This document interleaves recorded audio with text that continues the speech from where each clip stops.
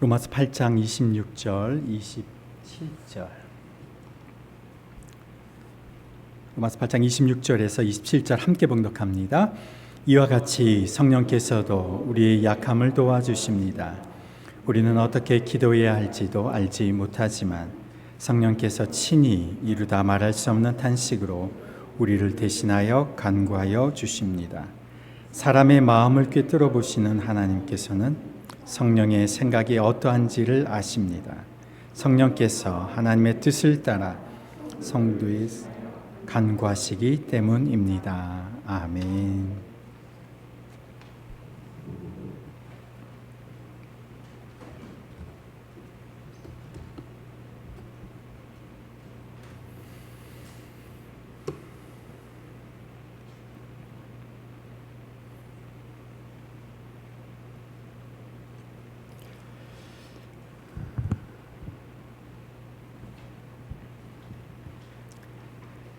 우리가 살아가면서 맞게 되는 우리의 상황이 때로는 사방으로 꽉 막혀 있는 것처럼 느껴질 때가 있습니다. 도저히 방법이 없어 보이는 그러한 문제 앞에 서 있는 것 같기도 하고, 도저히 해결할 수 없는 실타래 같은 그런 환경 속에 혼자 덜렁 남겨져 있는 것처럼 여겨질 때도 있습니다. 이번에는 어떻게 해서 잘 넘겼는데 넘어도 좀채 끝이 보이지 않는 것 같은 그런 허들을 넘어가면서 내가 언제까지 버텨낼 수 있을까 생각이 들 때도 있습니다. 제가 지난주에 우리 교회 교인들을 생각하면서 기도하면서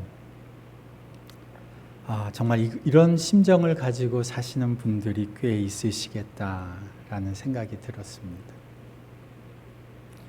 마치 태권도를 처음 시작하게 되면 다리 찢기를 하는데 다리를 수평으로 쫙 벌려지도록 이렇게 위에서 누르지 않습니까?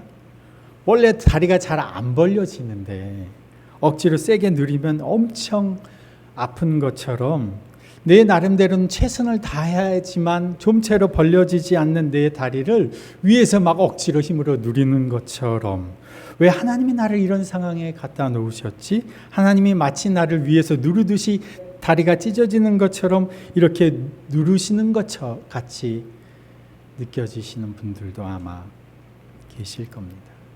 우리가 그리스도인으로 살아간다고 해서 압박감, 무게감이 없는 게 아닙니다.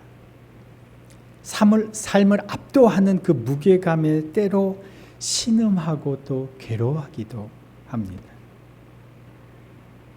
창세기 32장에 보면 우리가 잘 아는 야곱이 중대한 위기 속에 놓여 있습니다. 외삼촌 라반의 집에서 우여곡절 끝에 큰 양떼를 거느린 부자가 되어서 이제 외삼촌 몰래 야반둔주를 했습니다. 아무래도 외삼촌 라반 밑에서 있다가는 야곱 자신의 많아진 그 재산이 가만히 내버려 두지 않을 것 같다는 생각이 들어서 이 야곱이 두 아내와 자식들, 재산, 가축 다 데리고 밤에 도망을 친 겁니다. 그런데 야곱이 자기 전 재산, 가축, 가족을 다 데리고 도망갔다는 소식을 라반이 3일 후에 듣고는 이 야곱을 가만두지 않겠다고 쫓아가기 시작합니다. 야곱의 뒤를 라반이 추격해 오는 것입니다. 그런데 그가 곧 마주할 상황이 어떤 상황인지 아시죠? 장자권을 도둑질해서 에서의 그 장자권을 빼앗고 도망쳤던 그 야곱을 벼르고 기다리고 있던 형 에서가 자객들을 거느리고 야곱을 향해 오는 겁니다. 몰래 도망친 야곱의 그 불안감이 어떻게 했겠습니까? 그리고 그의 형 에서가 자객들을 거느리고 오고 있다는 소식을 들었을 때의 그의 심정이 어떠했겠습니까? 앞, 뒤로 꽉 막혀버린 이런 야곱의 심정이 마치 내 자신의 심정처럼 느껴지시는 분들도 우리 가운데 분명히 계실 겁니다.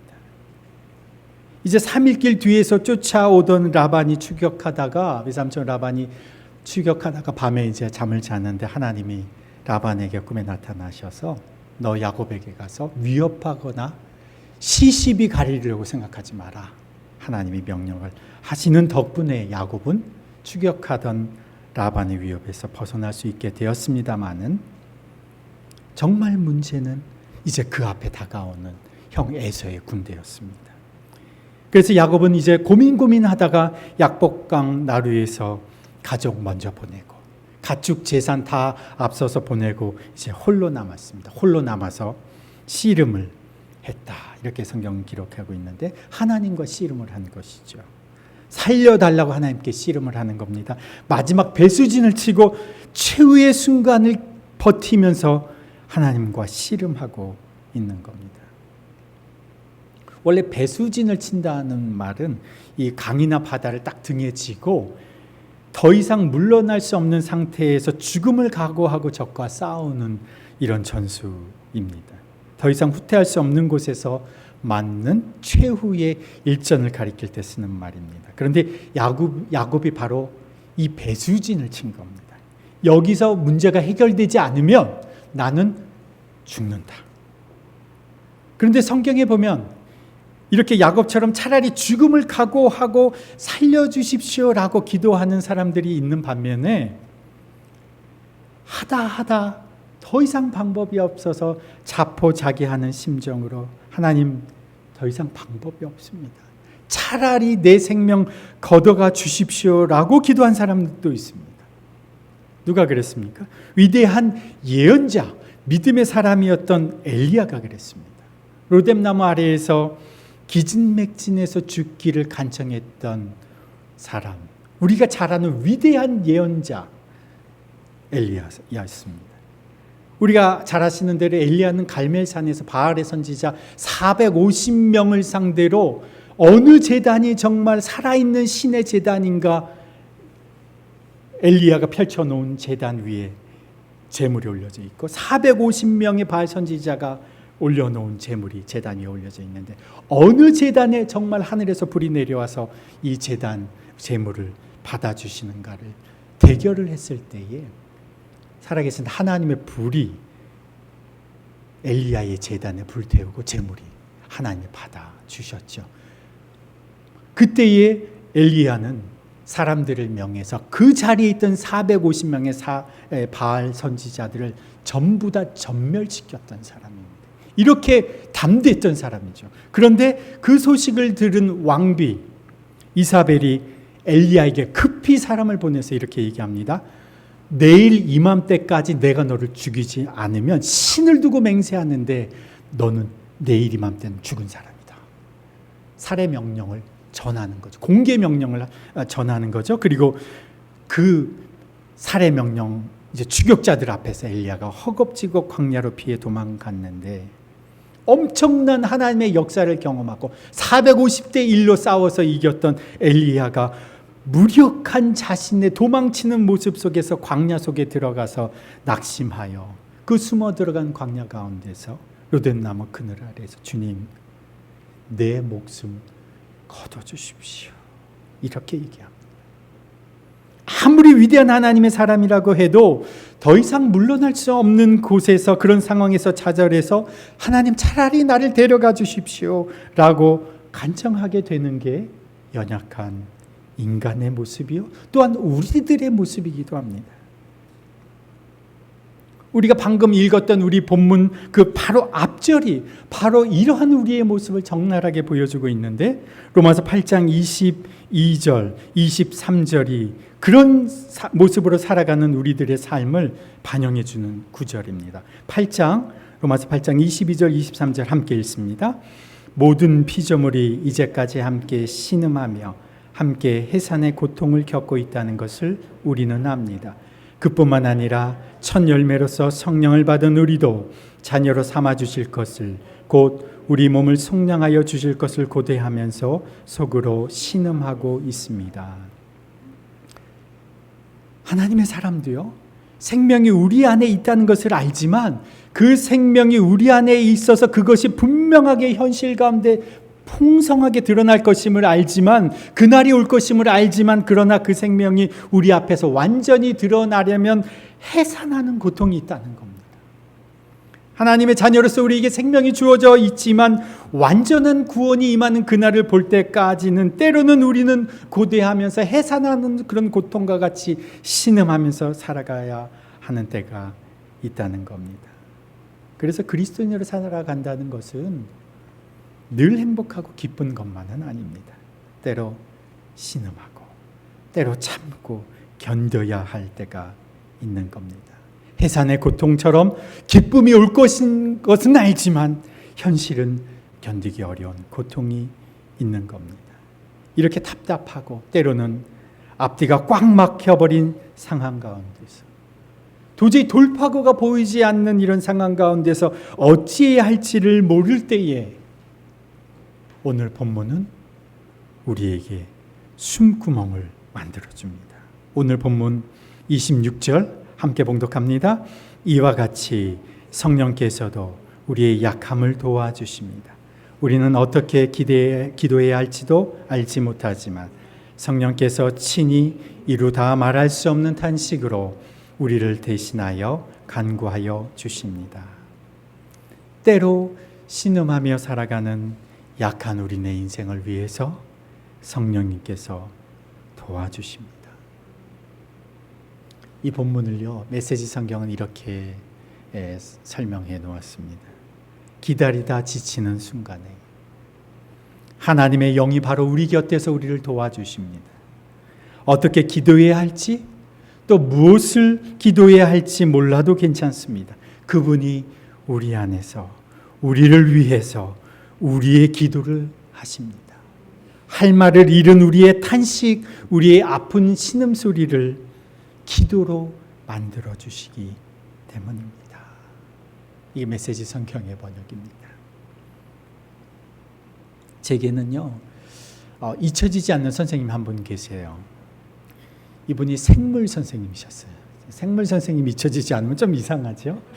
보통 담임 선생님, 이렇게 수학 선생님, 영어 선생님 이렇게 얘기하지만 제가 공부할 때 생물이 저한테는 굉장히 어려운 과목이었습니다. 생물은 사실은 외우면 되는 과목인데, 그런데 정확히 이해가 안 된 상태에서 외우려니까 이게 잘 안 되는 겁니다. 그런데 이 선생님은 언제 만났냐면 방학 때 학원에서 딱 한 달 공부하는 학원 선생님이셨어요. 한 달 강의를 듣는데 생물이 이렇게 쉬운 거구나. 생물이 한 줄로 이렇게 쫙 정리가 되는 겁니다.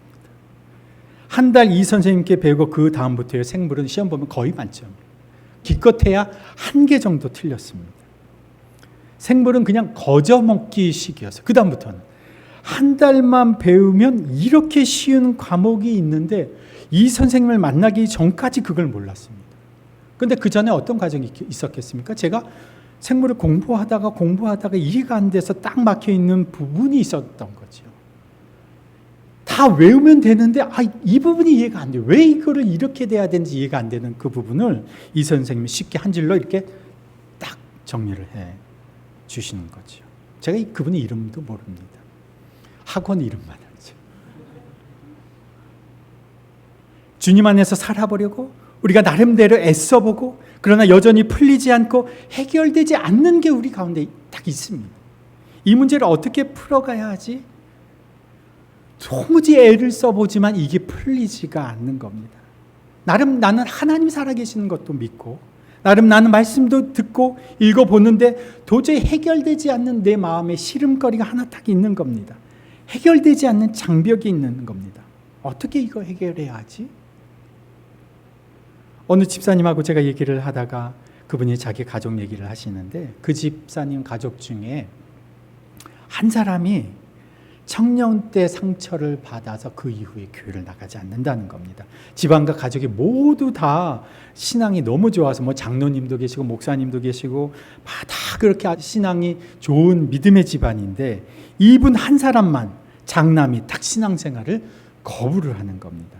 근데 이분이 20대까지 아주 열심히 신앙생활을 하셨대요. 그런데 그 이후로 결혼해서 중년이 되도록 그렇게 된 이유가 무엇인지 아십니까?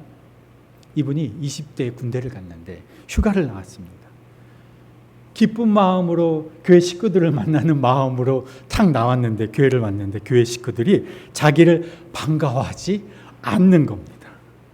교회는 가족과 같은 곳이어서 자기에게는 오면 가족과처럼 반가워할 줄 알았는데, 마침 그 방문한 시각이 그 집사님 말로는 무슨 모임이었는지 성경 공부였는지 어떤 그런 모임이었다 그래요. 그래서 다들 성도들이 반가워하는 마음이 있었겠지만 내색을 못한 겁니다. 모임 중에 있어서. 근데 이 청년에게는 가족 같은 교회 식구들이 아무도 자기를 반가워하지 않은 게 상처가 된 거예요. 이 작은 서운함 하나가 이 청년이 신앙생활을 하는데 방해되는 큰 장벽이 되어버린 겁니다. 신앙생활을 하는 데 있어서 우리들에게도요, 스스로 극복되지 않은, 다른 사람들이 보기에 아예 그런 거 가지고 뭘 그래 라고 생각할 수밖에 없는 아주 작은 것 같지만, 내 힘으로 극복되지 않는 무엇인가가 우리의 가운데 하나가 있을 수 있습니다. 약한 부분들이 있을 수 있습니다. 약점들이 있을 수 있습니다. 그것이 오랜 시간 방치돼서 상처가 덧나서 이것이 내 안에 견고한 장벽이 되어버리기도 합니다. 분명 믿음이 있고 신앙이 있지만 마주한 현실 앞에서 옴짝달싹 못하는 처지에 놓여서 신음하면서 살아가고 있는 분들도 우리 가운데 분명히 있지 않습니까?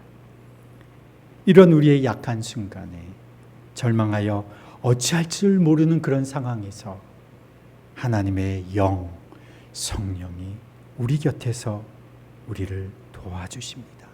기다리다 지치는 순간에 하나님의 영이 우리 곁에서 우리를 도와주십니다. 낙심하여 절망하는 순간에 하나님의 영, 성령이 우리 곁에서 우리를 도와주십니다. 이 상황에서 어떻게 기도해야 할지, 또 무엇을 기도해야 할지 모를 때에 성령이 우리를 도와주십니다. 성령이 우리 안에서 우리를 위해서 우리의 기도를 해주시는 겁니다. 할 말을 잃어버린 우리의 탄식, 우리의 아픈 신음소리를 성령이 기도로 만드셔서 하나님께 올려드리는 겁니다. 그래서 우리의 막힌 기도, 닫힌 우리의 마음이 열릴 수 있는 길은 성령 안에서 기도하는 겁니다. 꽉 막힌 상황에서 더 이상 나아갈 길이 보이지 않을 때 그것을 돌파할 수 있는 방법은 바로 성령 안에서 기도하는 겁니다. 그래서 유다서 1장 21절은 우리에게 이렇게 말합니다. 사랑하는 여러분, 여러분은 가장 거룩한 여러분의 믿음을 터로 삼아서 자기를 건축하고 성령으로 기도하십시오. 에베소서 6장 18절도 우리에게 이렇게 권면합니다. 온갖 기도와 간구로 언제나 성령 안에서 기도하십시오. 한번 따라해 보실까요? 성령 안에서 기도하자. 다시 한번요. 성령 안에서 기도하자. 성령 안에서 기도하라는 것은요, 성령의 임재 속에서, 성령의 인도하심 속에서 기도하라는 겁니다. 이 대표적인 예가요, 베드로의 기도인데, 사도행전 10장에 보면 베드로가 기도하는 모습이 나오는데, 그 전까지 베드로의 생각은 이랬습니다. 하나님은 어떤 분이시냐? 하나님은 유대인을 위한 하나님입니다. 예수님이 죽으신 것도 바로 유대인을 위한 죽음이다, 이렇게 베드로는 생각했습니다. 그런데 베드로의 생각이 깨어지고 바뀐 것이 바로 사도행전 10장에서였는데, 베드로가 기도 중에 성령이 보여주시는 환상을 보게 되는데, 그때 네발 짐승들, 땅에 기는 것들, 그리고 새들이 담긴 큰 무지개가 하늘에서부터 이렇게 내려오는 환상을 보게 됩니다. 그리고는 하늘에서 음성이 들려요. 잡아먹어라. 그러니까 베드로가 대답합니다. 주님, 저는 율법에 금지된 이런 더러운 짐승들은, 먹지 못하게 돼 있는 짐승들은 절대 먹을 수 없습니다. 저는 지금까지 한 번도 먹어보지 않았습니다. 그랬더니 하늘에서 다시 음성이 들려서 하나님이 깨끗하고 하신 것을 속되다고 하지 말아라. 이 환상이 몇 번? 3번 반복됐습니다. 베드로가 이것이 무슨 뜻일까 생각하고 있을 때에 성령께서 베드로에게 말씀하셨습니다. 보아라, 세 사람이 너를 찾아왔다. 일어나서 따라가거라. 지금 이 장면이요, 기도에서부터 베드로가 성령의 음성을 직접 들을 때까지 이 과정이 지금 성령 안에서 기도하던 베드로에게 일어난 일입니다.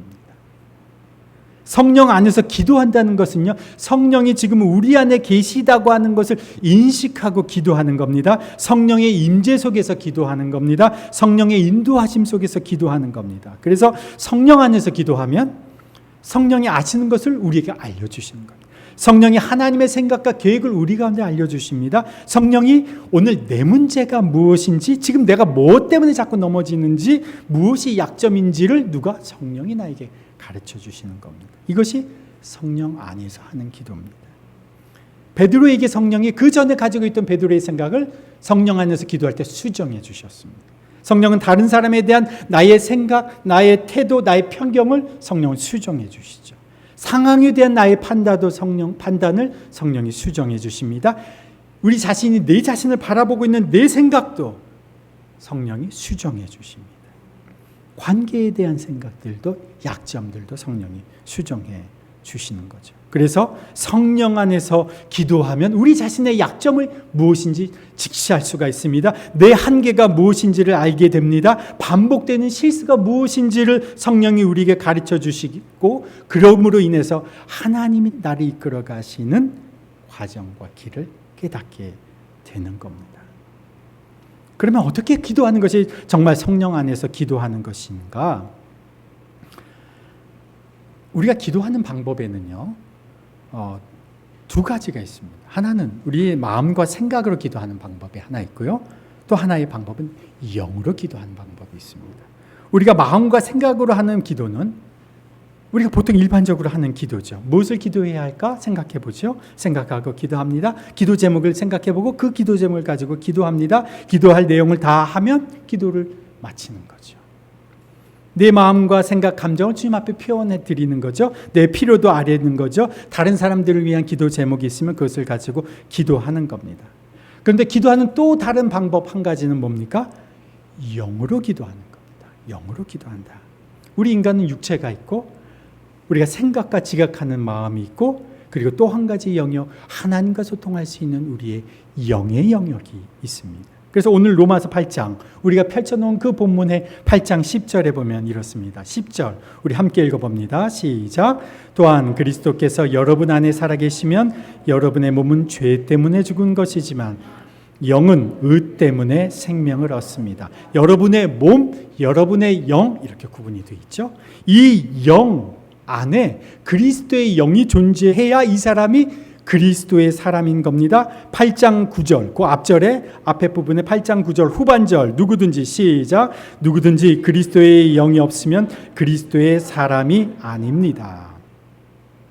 우리에게 영이 존재하는데 이 영이 생명을 얻는 것이고, 이 영에 그리스도의 영이 임하여 그 사람은 그리스도의 사람입니다. 그리고 16절, 8장 16절 시작. 바로 그때에 그 성령이 우리의 영과 함께 우리가 하나님의 자녀임을 증언하십니다.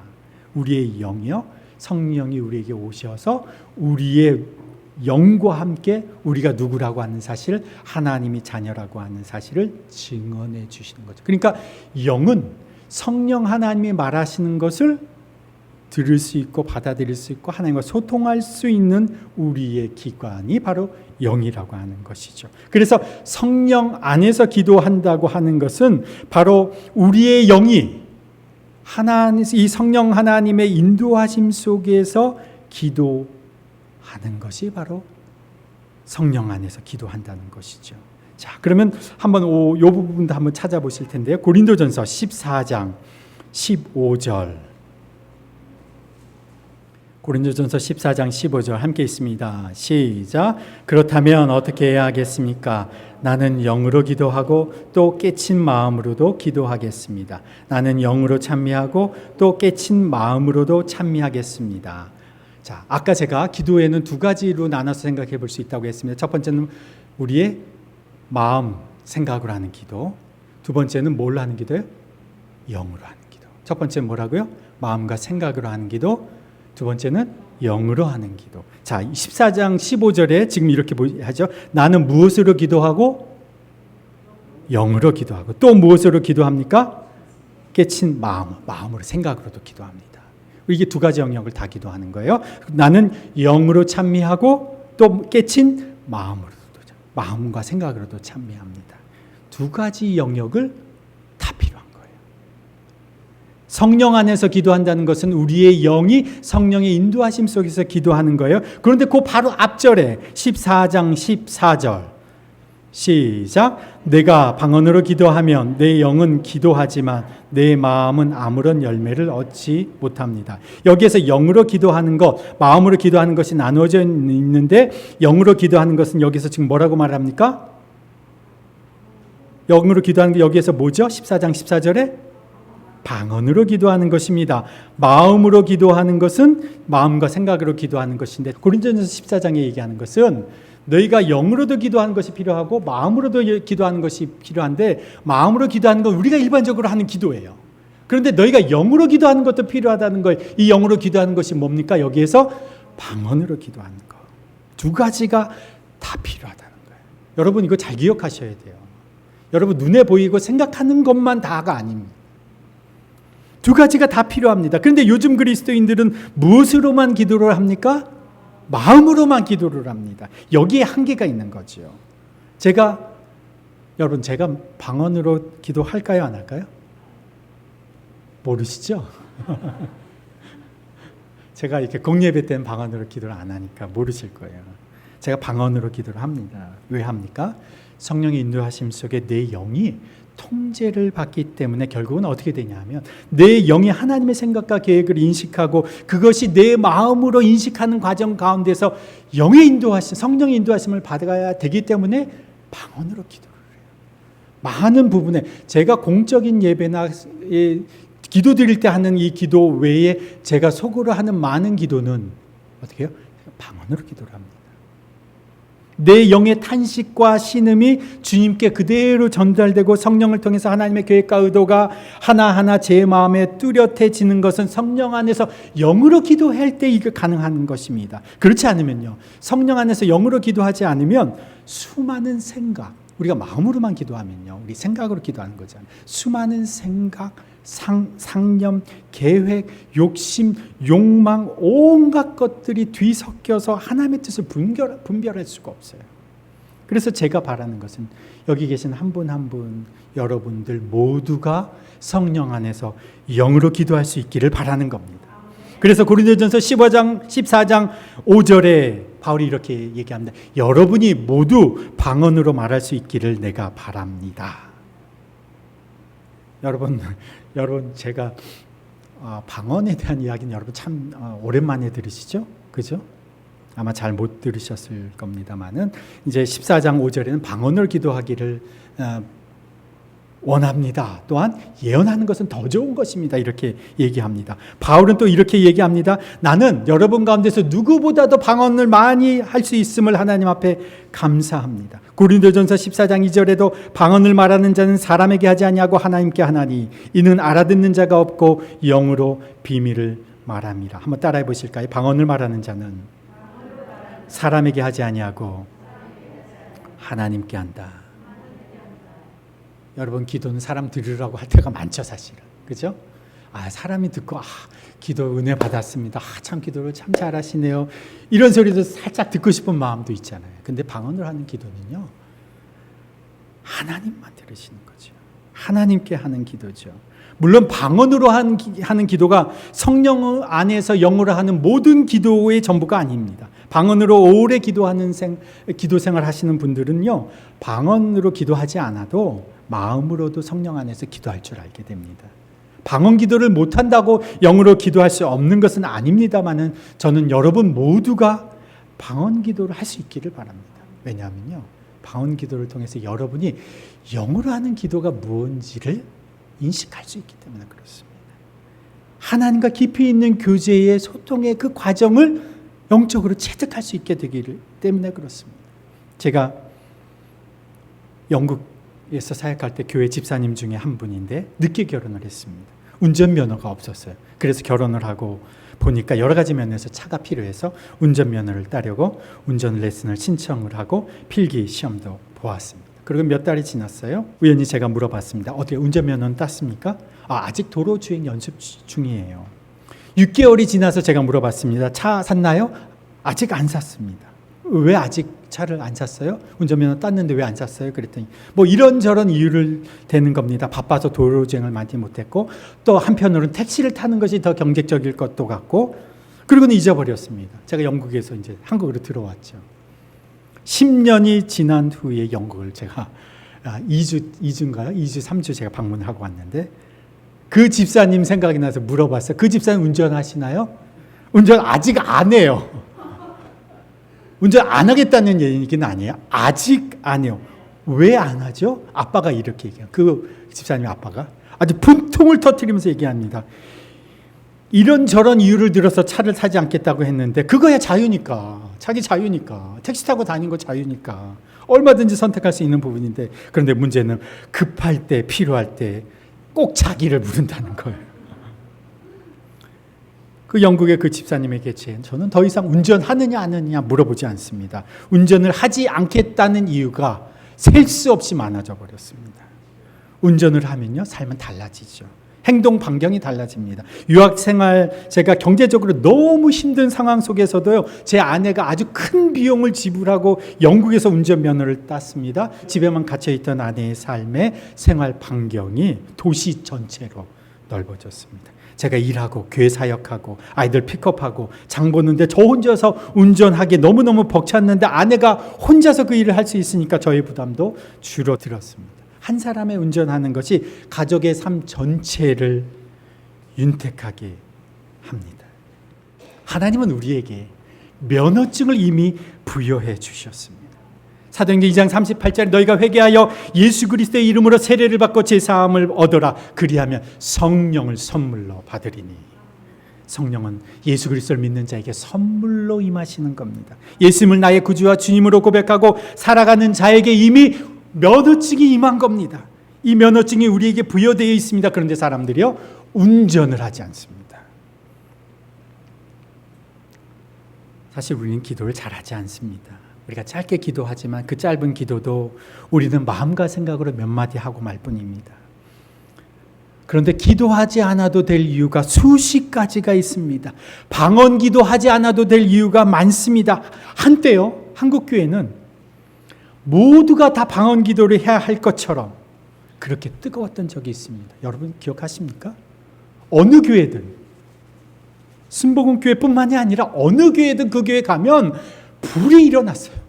막 목사님들부터 전도사님들부터 성도들부터 기도, 통성기도 하면요, 방언하고 난리가 났습니다. 그런데 지금은요, 방언 기도를 말하는 사람, 방언 기도하는 교회는 무식하고 교양 없는 교회인 것처럼 인식하는 차갑고 냉랭한 상태가 되어버렸습니다. 기도는요, 유행을 타는 게 아닙니다. 말씀이 우리에게 요구하는 바가 중요합니다. 하나님이 우리에게 원하시는 바가 중요합니다. 주문 외우듯이 헤쳐버리는 그런 기도, 스쳐 지나가듯이 잠깐 그냥 하고 마는 기도, 간절한 생각이 났을 때 그냥 한두 마디 하는 기도를 하는 그런 우리들의 모습, 이런 우리들과는 다르게 우리 안에 계신 성령은 우리를 위해서 말할 수 없는 탄식으로 우리를 대신해서 지금도 기도하고 계십니다. 이 하나님은 우리가 이 성령의 기도의 영으로 동참하기를 원하시는 겁니다. 죽어가고 있는 내 영을 향해서 탄식하고 계신 그 성령의 탄식을 우리가 알게 된다면 기도하지 않을 수가 없습니다. 이 성령의 기도에 우리가 영으로 동참해야 하지 않겠습니까? 이 성령의 기도에 동참하면서 살아가는 사람, 저는 여러분 한 분 한 분이 모두 다 방언으로 기도할 수 있기를 원합니다. 그리고 방언으로 기도하고 또 마음으로도 기도하시기를 바랍니다. 그러면 거기에서부터 성령 안에서 기도하기 시작하면 문제가 풀려나기 시작합니다. 문제 해결의 실마리가 풀리기 시작합니다. 그렇게 성령 안에서 살아가는 사람들은 이렇게 고백할 수 있게 되는 겁니다. 하나님을 사랑하는 자, 그 뜻대로 부르심을 입은 자들에게는 모든 것이 합력하여 선을 이루느니라. 이것이 오늘 우리가 읽은 그 본문의 뒷부분에 28절에 나오는 고백입니다. 하나님을 사랑하는 사람들, 곧 하나님의 뜻대로 부르심을 받은 사람들에게는 모든 것이 서로 협력하여 선을 이룬다는 것을 우리는 압니다. 그래서 성령 안에서 기도하는 것은 주님의 사람들이 현재 상황을 돌파할 수 있게 해주는 능력이 되는 겁니다. 이번 한 주간 여러분이 마음으로 기도하셨을 겁니다. 그런데 이번 한 주간 한번 성령 안에서 영으로 기도해 보십시오. 한 주간 여러분의 지경이 넓어질 겁니다. 성령 안에서 기도해 보십시오. 사방으로 둘러싸여져 있던 여러분의 장벽을 여러분이 돌파하는 능력을 부여받게 될 것입니다. 주께서 그 외의 모든 것은요, 여러분에게 덤으로 주시는 겁니다. 주님, 저희들도 이제 성령 안에서 영으로 기도하는 사람으로 살아가게 하여 주옵소서. 우리의 생각, 우리의 이성, 그 작은 한계에 갇혀 무한하신 그 하나님을 짧은 내 삶의 반경 안에 가두는 어리석은 인생 되지 말게 하시고, 성령 안에서 영으로 기도함으로 우리의 삶의 반경이 넓어지게 하여 주옵소서. 사방으로 둘러싼 우리의 장벽을 돌파하는 능력의 사람으로 살게 하여 주옵소서. 오늘도 일하시는 하나님의 역사를 경험하며 살게 하여 주옵소서. 주님, 성령 안에서 영의 기도에 동참하며 살아가기를 원하는 자들에게 방언의 인사도 주시고 예언의 인사도 주시옵소서. 우리의 기도의 지경이 넓어지게 하시고 기도의 깊이가 깊어지게 하여 주옵소서. 먹고 사는 것 때문에 연연하며 급급해 살아가던 우리의 인생, 주님, 장벽을 돌파하고 우리의 약점과 한계를 극복하며 지금도 펼쳐가시는 그 하나님의 무한하신 역사에 참여하는 자로 살게 하여 주옵소서. 이제는 우리 구주 예수 그리스도의 그 지극하신 은혜와 하나님 아버지의 그 무한하신 사랑과 우리를 위하여 지금도 날마다 간구하시는 성령 하나님의 역사하심이 성령 안에서 영으로 기도하며 깨어있는 한 주간을 살기로 결단하며 세상으로 나아가는 주님의 백성들 위에, 속한 가정과 일터 위에, 주의 몸된 더비교회 공동체 위에 이제부터 영원토록 함께 하시기를 간절히 축원하옵나이다. 아멘.